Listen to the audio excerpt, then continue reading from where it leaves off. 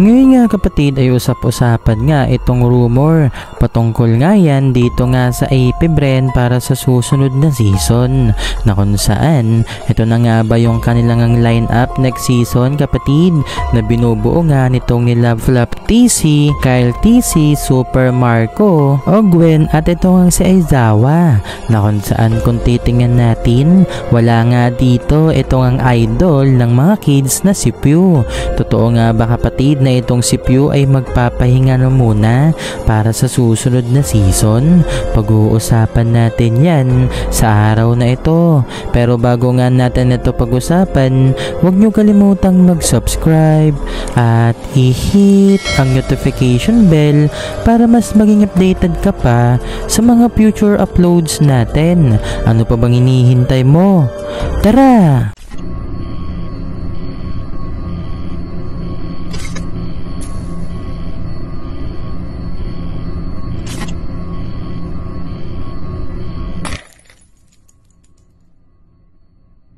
Ngayon nga kapatid ay usap-usapan nga itong post na di umano ito nga yung magiging line-up ng AP Bren para sa susunod na season na kung saan kompleto pa naman itong apat dito nga sa main 5 na sila Kyle TC, Flap TC, Ogwen at ito ang si Super Marco na kung saan kapatid ang panibagong kapatid ay ito ang si Aizawa. Si Aizawa nga ay dating miyembro nitong Team Liquid Academy na kung saan dito nga yan sa MDL naglaro nung nakaraan MDL Season 4 at finally nga kapatid siya nga ay makakalaro na dito nga yan sa MPL at sa kupunan pa nga ng AP Bren. Palaisipan nga kapatid ang bagay na yan at ang malaking katanungan nga rito ay totoo nga ba na itong si Pew ay magpapahinga na dito sa susunod na season dahil alam nyo ba na simula pa MPL Season 1 hanggang MPL Season 14 ay pro player na nga itong si Pew dito nga sa MPL. Yung tipong naabutan pa nga siya nitong ni Carl TC na maging pro player at dito nga nagsimula itong bansag sa kanya na idol ng mga kids dahil noon nga kapatid noong nag-uumpisa pa lamang ito nga si Carl TC inamin nga nito na idol niya nga itong si Pew dahil si Pew nga kapatid ay jungler noon at napakalupit nga nito mag-assassin bago nga yan napunta dito nga sa mid lane.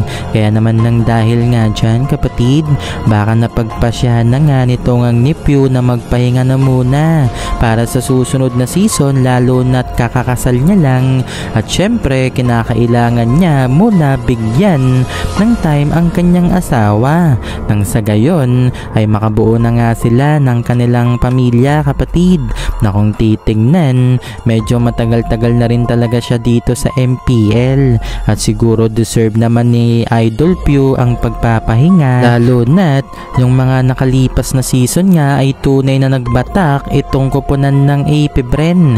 Marami nga silang mga kampyonato na nakuha hindi lamang dito sa Pinas kundi sa mga international tournament ng Mobile Legends.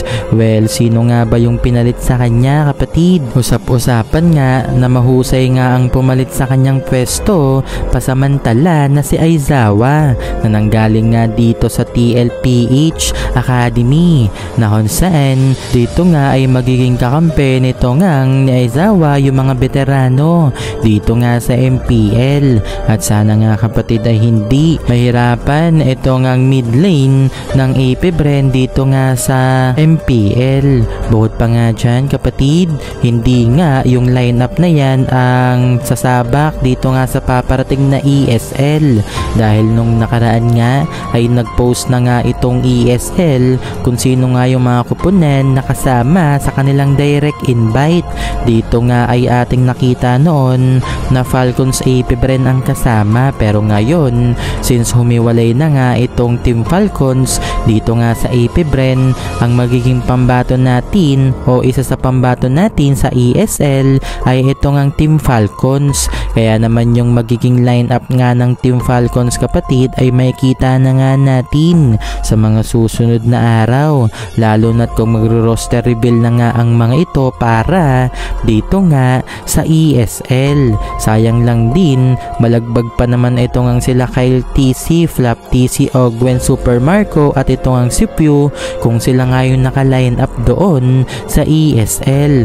Pero since Team Falcons ang pangalan ng kupunan, Team Falcons na mga members nga ang sasabak dito. Samantalang itong sila Kyle TC, Flap TC, Ogwen, Super Marco ay napabilang dito nga sa AP Bren dahil nabigo nga itong Team Falcons na bilhin ang lineup ng AP Bren para sa susunod na season, which is good decision nga yan para dito sa AP Bren dahil una nga sa lahat, hindi ka na nga makakahanap ng ganyang kasolid na chemistry ng isang koponan na kung titingnan, baka kung sakaling binenta nga ng AP Bren ang kanilang lineup kapatid, dito nga ay magsimula ang kalbaryo nitong ang AP Bren at hindi na nga muli sila makakuha ng kampyonato. Pinaghirapan ng AP Bren yung ganyang lineup kapatid, kaya naman paghirapan din yan ng mga organization na gusto ngang kunin ang lineup na yan. Kung ako rin ang CEO ng AP Bren, ibebenta ko sa pinakamahal na presyo yung lineup na yan kapatid, yung tipong hindi nga nila kayang patusin yung presyo na yan. Kaya naman hindi nga natuloy na mabili ng Team Falcons yung lineup ng AP Bren, kaya magpapatuloy pa rin yung AP Bren dito nga sa MPL at maging sa mga international tournament ng Mobile Legends. Yun nga lang, wala na muna tayong view na makikita dito nga yan sa MPL. Syempre, hindi pa rin naman natin inaalis kapatid na baka si Pew ay hindi naman talagang magpapahinga. Kung ating ang titingnan kapatid ang codename na Aizawa, marami nga ang nagkokomento kapatid na di umano sinadya nga ni Pew na baguhin muna ang kanyang pangalan ngayon bilang Aizawa dahil di umano may asawa na nga siya, kumbaga magkatunog daw yung bagay na yan. Pero syempre pagdating sa usaping esports nga kapatid, mapa MPL o MDL, bawal ka nga manggaya ng codename, kaya hindi nga pwedeng gayahin nito ngang ni Pew ang codename ng tunay na Aizawa na miyembro nga ng TLPH Academy dito nga sa MDL. Kaya naman nang dahil dyan, malaki talaga ang porsyento kapatid na itong si Pew ay magpahinga na muna para sa susunod na season. Anyways, malakas pa rin naman itong ang AP Bren at inaasahan pa rin natin kapatid na patuloy pa rin mangbabalagbag itong AP Bren sa mga susunod na season. Medyo mahaba-haba na nga ang kanilang pahinga kapatid na kung titingnan, masasabi talaga natin na sapat na ngayon para lumakas na nga ulit sila sa susunod na season. Medyo kinapus-kapus kasi sila kapatid nung nakaraan dahil nga naman patuloy silang nangampanya dito nga sa mga international tournament ng MLBB at puro crucial nga yung mga laban nila doon kapatid.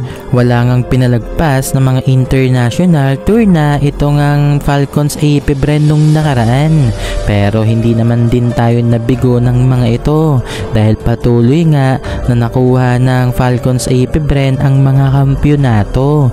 Ganyan nga kalukpit itong AP Bren dito nga sa international tournament ng MLBB.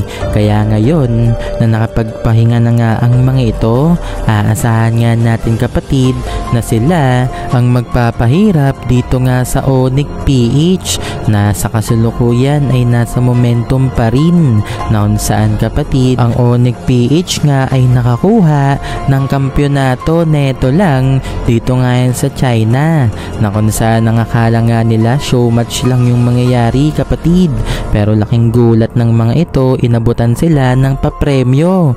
Yun naman pala, mini tournament pala yan dito nga sa China.